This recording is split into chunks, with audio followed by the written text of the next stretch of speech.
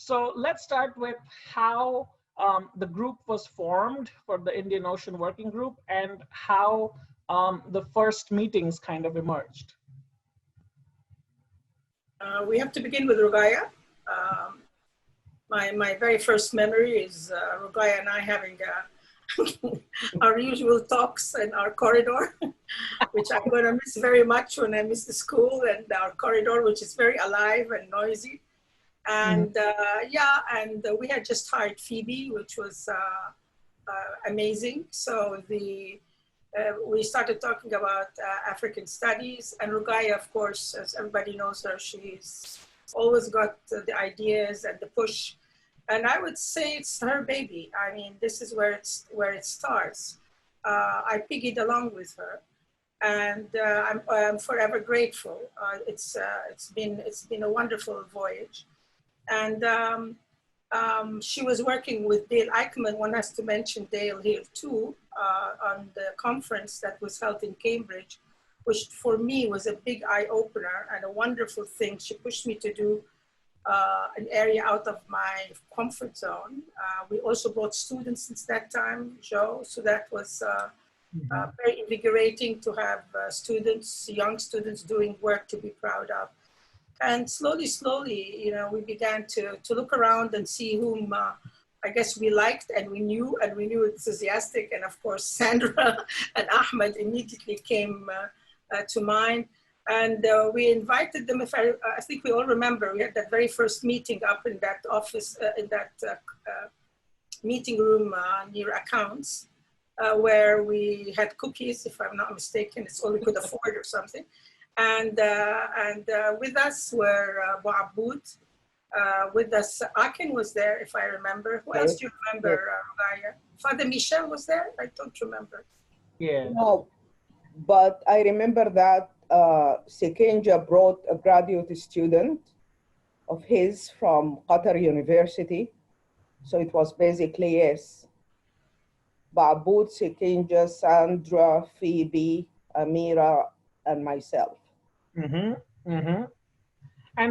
so what was your thinking, Rugaya? What made you think of like starting a group which would bring together people from across EC, but also across Doha? First of all, Uday, thank you so much for putting this together, and pretty much in line with the African tradition, you are already assimilated in ancestor work.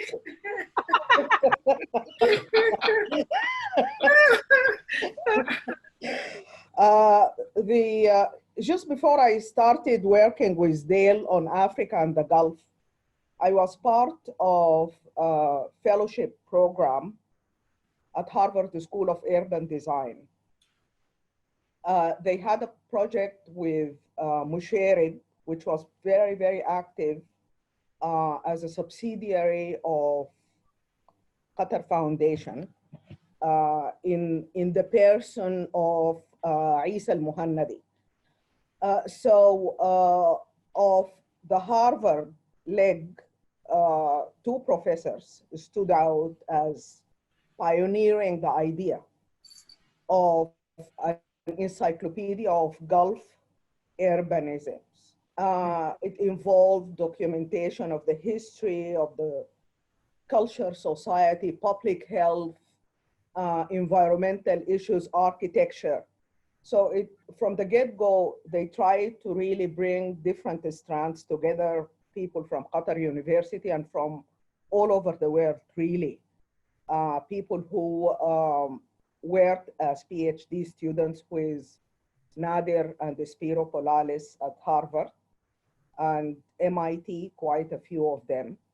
And so they formed, you know, a team and did a proposal, and we were the lucky recipient of that grant proposal for 3 years to try to envision a three-pronged approach to Gulf urbanism.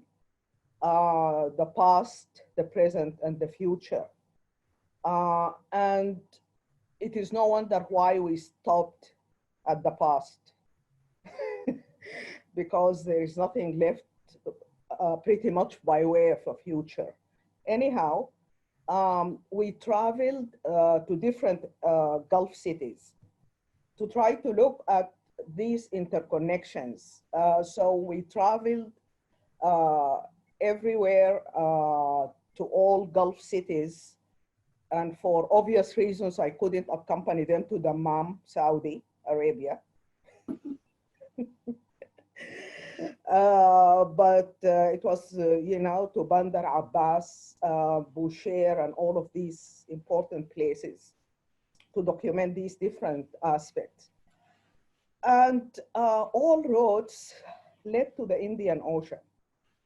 There was no single conversation that was free either of references to human mobility in the Indian Ocean, monsoons, migrations, just the voyages across the Indian Ocean rim, linking it back to Africa and the Gulf. So when we came back and finished that project, I felt it was really very important also to include students. So I invited two of my students to take part, Mashail Al-Hajiri and Muhammad Al-Sudairi, whom I'm very proud to say that he finished his PhD in Hong Kong and did quite a bit actually in terms of the research.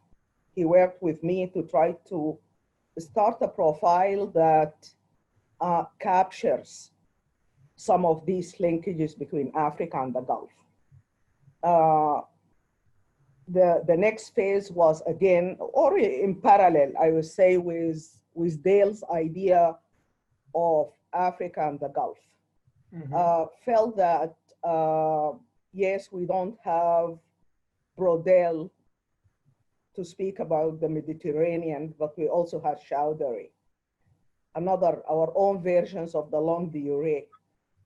So when we had the conversation, and again, I have to, as much as Amira is giving me too much credit that I don't deserve, I think that she also,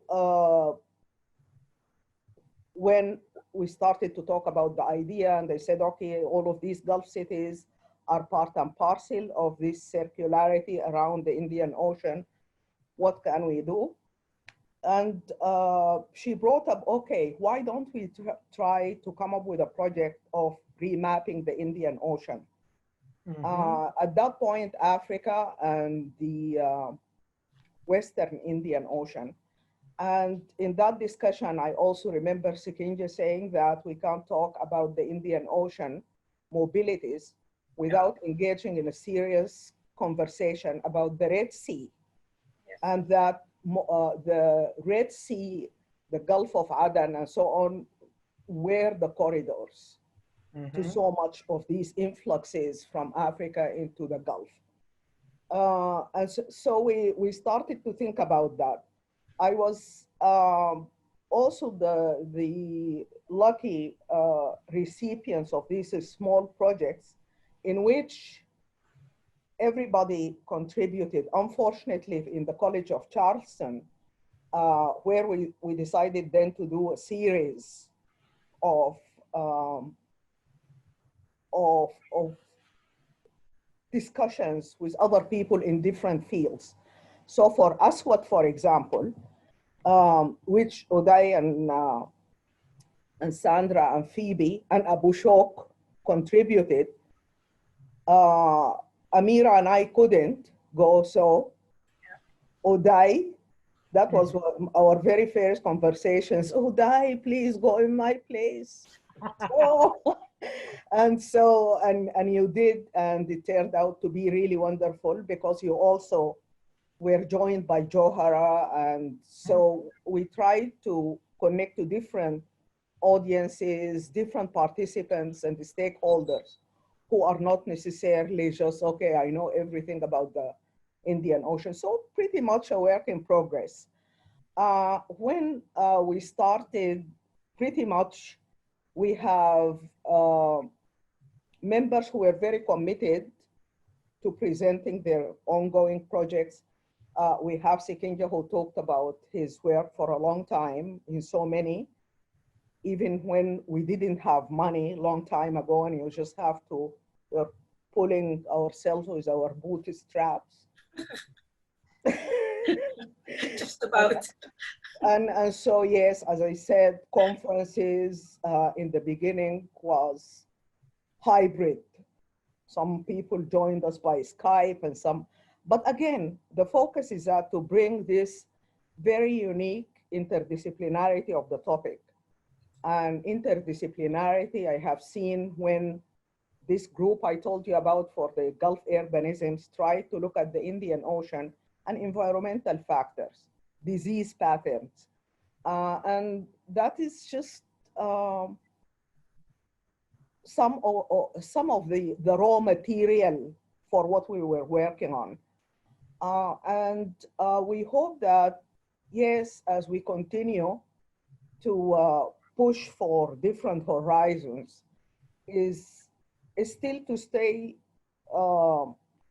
with the topic for a while to try to understand that how Africa actually is part and parcel of a global history of an Indian Ocean in the world history. Mm-hmm. So then the publications, of course, and that Amira contributed to, Sekinja is going to contribute to our forthcoming Georgetown University Press. So later on, Uday can talk about that. And so that was the idea. There was the idea to try to include as many willing partners as possible who are from different parts of the world, really. People from Qatar University, other, education city, whoever is interested, there was an opportunity and a voice to be here. And that was our idea for trying to create this initiative, which really started with a cookie, a box of cookies. And I don't remember that the cookies were that good either, because we couldn't afford good cookies. I paid for it, so it's okay.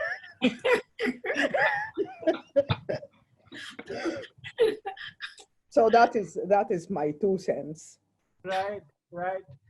Sandra, so you were next door in, well, actually then it was not next door, right? It was still, yeah. So you were a bit far away, and I remember that was a factor in scheduling the meetings, because you would finish work at 5, and so we wanted to leave enough time for you to kind of come over by the shuttle or something. And yeah. But then you were, so how did you get involved? And then, I know that you went to Zanzibar and you did some very interesting work there. I remember listening to you on the slave market there and the Stone Town and so on. Right. I don't know the full history of the term intellectual traveler, so I may be misusing it. But for me, I had done work, being of Caribbean descent by virtue of my father, and also doing work on the African diaspora into the Americas. I was aware, certainly, of Indians in the Caribbean. Yes. So that piece of it, I knew something about. And I think also what was happening for me and is important in another way was that Georgetown was an interesting place, and it seemed as though it provided a kind of intellectual community, a potential community that wasn't available at Northwestern. I mean, I think one of the things that perhaps we should bear in mind was that, because there were only certain majors at each of the institutions, those of us who had come from university settings, full universities, I think, at least in my case, were missing some of those other components. And, in terms of the foreign service, as a project that is necessarily interdisciplinary. So it seemed as though there were interesting things going on over there at Georgetown, and great welcoming people. So I wanted to find out more about that. Also, certainly wanted to know more about, well, where am I? You know, in Qatar, in Doha, what's going on here? So I think that for me was the initial impetus, and then of course a little bit later on was the fact of Musharraf and the Bin Jalmood House. You know, so that this was another aspect, another dimension, another very important dimension of enslavement of African peoples that I also wanted to know about. Okay, Ahmed, well, you were involved with the Bin Jalmood project, so you should tell us a little bit about that too. Yes, well, hello to everybody. Well, first, the initiative to form this group really came from you know, your group in Georgetown. I joined, I remember I was my second year at Qatar University. But of course, I was involved with the Al Jalmood research since 2010. So I've been going back and forth. So it's out of that, my interest in terms of the African diaspora, slavery, and then later on it developed into a research project. So I was you know, there from 2010, and then of course I believe the group started in 2015 or something like that. 14, yeah. So at that time I was in Qatar University. So my interest in the Indian Ocean, of course, I'm interested in the topic of African presence in the Gulf, and my current research project deals with slavery, and I developed it into beyond the slavery, also look at the role of oil and wage labor and how all of these three things are interconnected. I also have an interest from the perspective of the Red Sea, because when I think about the Indian Ocean, I think about systems, different networks. And I think bringing the Red Sea angle will really allow us to expand the horizon of the Indian Ocean, because the Red Sea brings, you know, connections with the Nile Valley, connections with West Africa, and so forth. I think, you know, people tend to look at either at East Africa, the Swahili coast, and you know, tend to ignore that region, even though all of these systems were really interconnected. So, you know, I think the significance of the Indian Ocean even gains more importance right now. I mean, I received an email from a friend a couple of days ago that the European Union and the institute in London called the Rift Valley Institute, they are interested in the geopolitics today of the Gulf and the Red Sea, and all the, you know, these competitions between different actors and so on. So even the more contemporary situation makes it really very important. So that's how the whole journey began. Right, right. Well, if you could all also say something about, you know, how being in this group has changed your own research projects or agendas, because I think, you know, Ahmed, you were hinting at this, that you know, being here in Qatar University with the museum, and then also with the other work you were doing in Doha, you have been, you know, it really helped you go on a certain research trajectory individually. And I was wondering if you and other people could say a little bit more about how it, you know, being in this group or thinking about Indian Ocean kind of affected your research trajectories. Yeah, I mean, definitely. I mean, the conversations we had, the workshops, really we explored so many topics that I think what's unique about this group is that you really don't find anywhere else where you have different group of people who are sharing the same research interests, intellectual interests, and so forth. So it really helped me to refocus my research, and especially to really think about micro history, you know, like focusing on like my research now focuses on Qatar. So today you hear a lot of talk about perspectives on the Indian Ocean and so forth. And it seemed to me, we need like sort of more localized studies and to be able to put together, this overarching. Yeah. So that was really helpful to me in that in terms of the local context. Mm-hmm. Mm-hmm. Okay. Actually, in contrast, and this is interesting, my work had always been more focused and more micro. My first book was a micro study of Egyptian history of Egyptian medicine. What I was looking for was, as somebody said, I think Chandra was trying to say, place.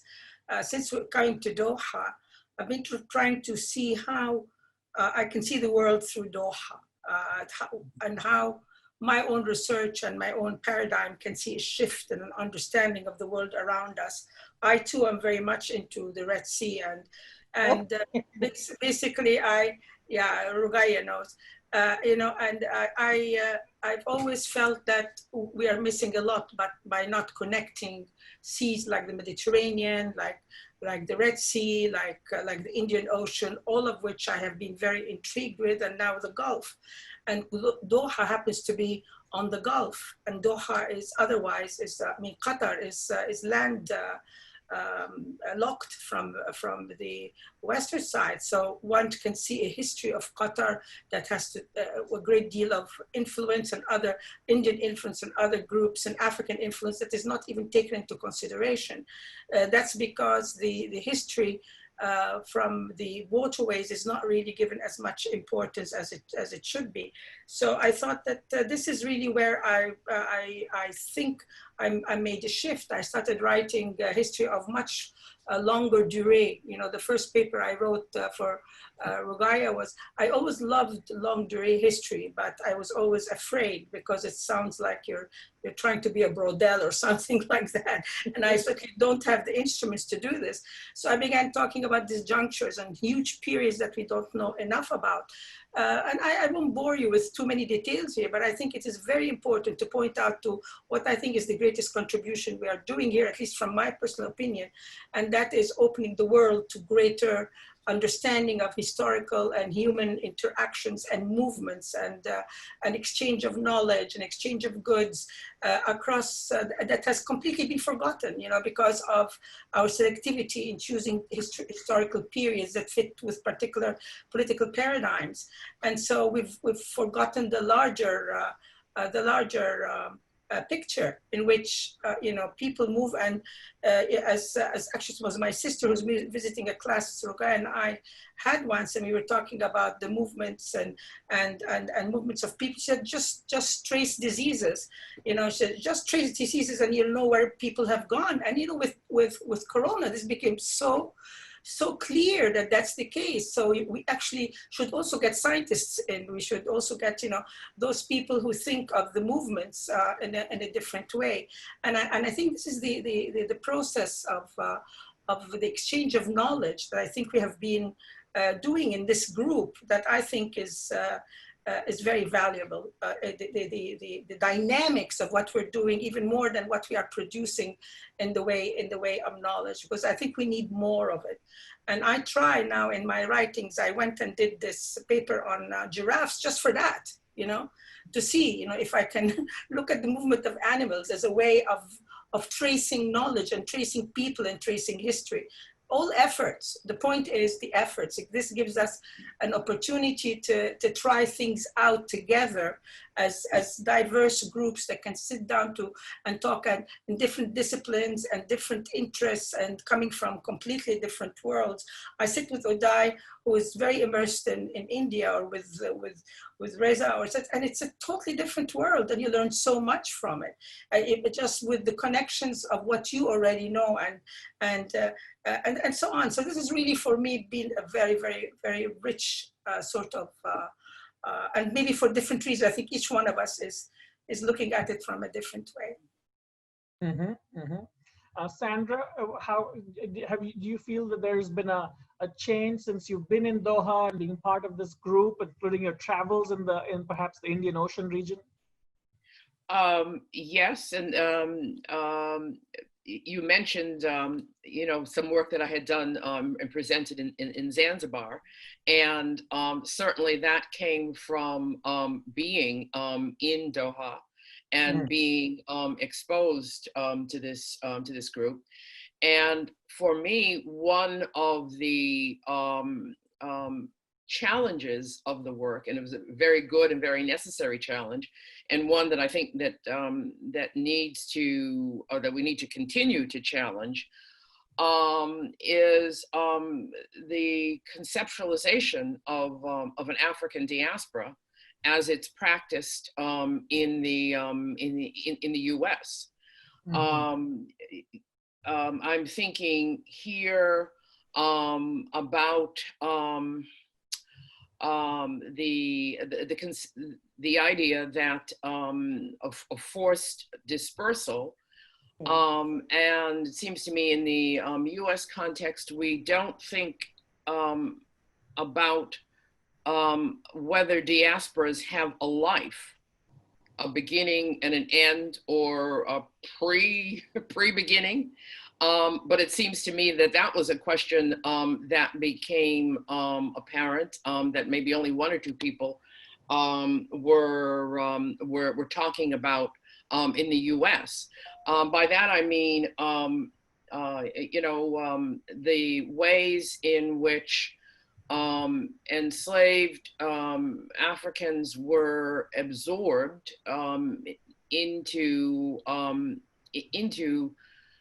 Arab families, into local structures, such that in Doha, seemingly up until recently, there was not necessarily a sense of Africanness, or at least it didn't seem to be expressed. And so then it raises the question, well, if dispersal, forced dispersal is central to how an African diaspora is conceptualized, what happens here when you have a forced dispersal and you also have people who don't have a sense of themselves as being African? You know, or being, if not being African, if not having a kind of shared identity, which is distinct from the larger population. And it seemed then also, certainly for me, what the research raised for me were questions of, well, you know, how do I think about Islam, which seems on the one hand to perhaps offer more flexibility to people who've been enslaved, who are of African descent. And yet when you look at some of those manumission petitions, you see, no, that's a nice statement that's on the walls at Ben Jalmoud, but not necessarily in the documents. You know, so again, for me, the challenge of trying to get a handle on a universe, or on societies that were quite different from what I knew about in the Americas, and which then raise interesting and important comparative questions. Yes. In fact, and these are comparative questions that actually we're going to take up when we're reading this book on slavery in the Gulf. Because, yeah, and go ahead, Ahmed, because this is really your topic. And so, you know, yeah. No, actually, I just want to build on a very important point that Chandra made. You know, we're now living in this moment, you know, Black Lives Matter and what's going on in the US here. So I'm a member of this group, an Africanist group, who also began to talk about we should talk about race and color and so on in the Middle East.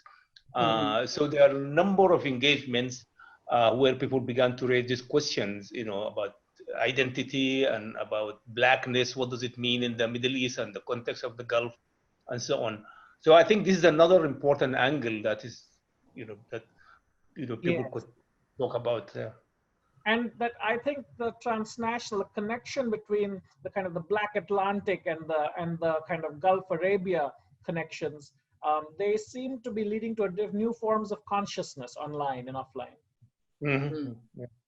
And a lot of our students in particular have been at the forefront of activism. And now we have an African Students Association. And you can see that they are really feeding off ideas that come perhaps out of US politics, but they are really, they are translocal, that they are being localized in the micro histories of communities living here. As a matter of fact, to Sikinja's point about awareness of Blackness and about Black Lives Matter as understood in different parts of the Gulf. There was an essay, I don't remember now if it was on the BBC, but about Iraqis of African descent who actually were saying that we recognize ourselves in the story of George Floyd's. And how come after all the contributions that we have made in this society, we are still relegated? Okay, and this is something else, Sikinja, that connects to your work with the musicians in the Sudan and the drummers and so on, because they were also sort of lamenting that there was no trajectory of any significant upward social mobility, and that even when they are earning a good living from the drumming and from the music, it is not something that is really highly valued, but pretty much racialized in Iraqi society. So there are kind of status hierarchies that are, kind of immune to economic mobility. Yes, absolutely. And that is, I think that is why it is so important for us at this point to try just to think together beyond the disclaimer. There is always, if you notice that when people talk about race in the Gulf or race in Islam, there is always a disclaimer about, oh, the slaveholders were extremely generous people. They recognized paternity. Their kids rose to power. But nobody mentions that the moms were still concubines. They were still slaves, even if manumitted after the fact. So I think there is something about the principle. What is it about the whole ideology that somebody can enslave somebody else, regardless of whether or not you end up loving them? Yes. So I think there is something else that we have to say. Let's look at this, and try to understand the seeds. So, well, and links to something that Amira, you talk a lot about, is that there is a way in which the household itself is constituted, including what is the particular nature of patriarchy. And even in Qatar, you will see that the people who have been manumitted they bear the name of the former slave owner. Like someone who has a name called bin Muhammad. You can kind of see that, this is really Muhammad was the slave owner. And so, so there are ways in which the particular forms of patriarchy and the way in which race is constructed, these kind of racial hierarchies, that they are really closely intertwined. And I think there is something else that I don't know if it has or has no bearing on this discussion. But I think that when Chandra was saying that there is something about these particular populations and that they don't really identify as Africans, I wonder if this goes back to the issue of citizenship in the Gulf. Citizenship as fundamentally rooted in this rentier system where citizens actually accrue a lot of benefits from the state. So as part of, and I talked to Uday a lot about citizenship, not as just passport, but as an affect, as belonging. So if you were made to feel as if you belong, then I think for those of us who suffer from different kinds of exclusions, I'm talking about places convulsed by civil strife and civil wars. This is a huge deal. Yes, yes. These are post-colonial anxieties over belonging. I mean, in the colonial period, things were a little more fluid, perhaps.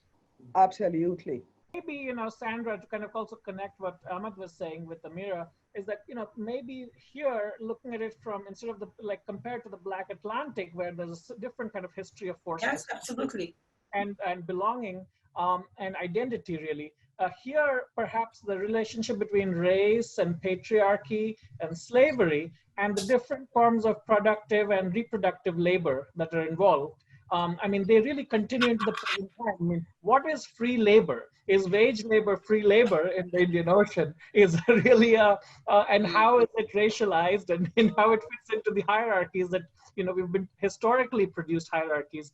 I mean, that really is something we really can look at in a big comparative sense. And perhaps that is, even to compare what is going on in the Indian Ocean with in different places, from Zanzibar to Western India and beyond. I think that questions about personhood, questions about how a household is constituted, or how a patriarchy is kind of constituted, these are really fundamental questions of social history, which we've just kind of assumed. We kind of assume we know what a family or a household means, and we also assume we know what wage labor is. It's all about demand and supply, and this is how it is. But this is much more complicated. And I know, where do you see, just one last question for you guys briefly, is where do you, along with this topic, where do you see the major kind of, what are the major areas that directions that we should be going towards? I think that, if I may, more ethnographic, more we can explore, for example, a single theme. So far, although we have identified, single themes, ideologies, art, I think if we can keep with the topic of diasporic circularities on the Indian Ocean Rim, I think that is just fluid enough to bring different people talking about this, whether from the standpoint of history or art or anthropology or cultural studies or literature, as we have seen with our colleague Colin Parsons. But if we try going forward, if we want to look at the question of gender, okay, gender is not, of course, men and women. That is going to show us, let's say that we want to talk about marriage. Since the idea of marriage is used often to justify the institution, to say that the slave master ends up more often than not married their concubines. But as I said, the problem obtains that there is still a power structure where this concubine would have never been able to refuse the sexual advances of this man. Right. And so if we try to do this on marriage and concubinage as one, and try to get it from wherever people circulated, from, like, the Circassians. We read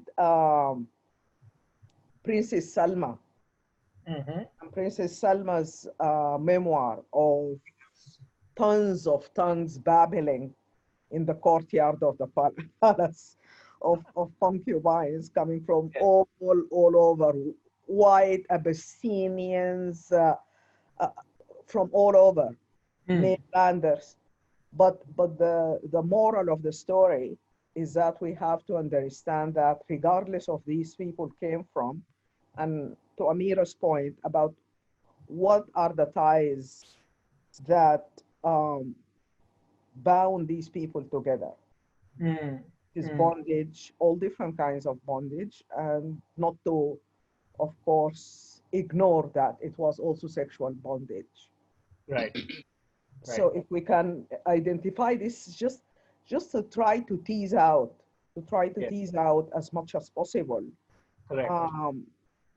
People who speak to this topic from either doing these micro histories by historians among the anthropologists or anthropologists among the historians. I think that would all be absolutely fantastic. Right. If I could add one thing, it seemed to me, as we discussed these things about identity, about lack of identification with Africa, or whether slavery was benign or so. What is missing really are the voices of these people, people of African descent or people who were enslaved. I mean, we talk about them, we theorize about them, but we really don't hear their voices. I mean, how do they conceptualize the issue of race and identity? Some of them did talk about these things in literature, especially from Saudi Arabia. There are numerous, I remember I presented a paper a few years ago on that topic, but just the way in which these people talk about these issues and to integrate their own perspective and their own voices rather than just us as academics who, talk about them and so forth. And it also, to your point, also the former slaves or descendant of slaves are now in kind of very privileged position today in these societies.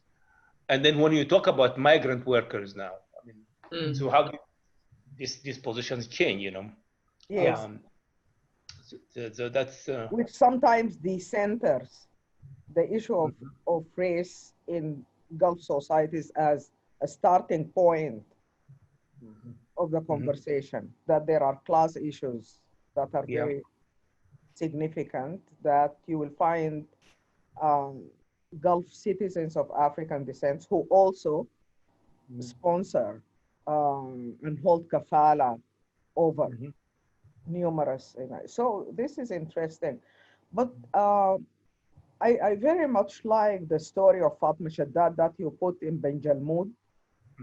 But didn't you think that she was also, it's a powerful story, but still I felt that she was trying to be good to the memory of this slave holder, the man who held her brother, like, oh, he was very good to him. He treated him with such respect. But you can see the pain in her eyes. I mean, there is no escaping that, She was trying to be very diplomatic. The stories, you are right. How can we get a story that, of course, you can tell them from the manumission certificates, but at the same time, the manumission is testimony. Sometimes it is watered down, although it is an asylum-seeking document. Right? There is always that fear, as if to say, okay, if my political asylum is rejected, I'm talking about today's terms, and I have to go back, then I shouldn't tell all. So I got that sense from reading manumission certificates. Yeah. Well, I also wondered from reading some of those certificates whether people learned from each other the kinds of stories that would be successful, so that we remember that they're also strategizing in terms of what do I say that's going to get me manumitted, that may be the truth, it may be a version of the truth, or it may be a... Well, this is definitely a research agenda, perhaps, that came out of this conversation, that, we can we can think about these questions and kind of dialogue between the past and the present. And I take your point, Ragaya, that we need a lot more ethnography and oral history in order to kind of, to kind of tease out problems that are inherent in the colonial archive. Yes, yes.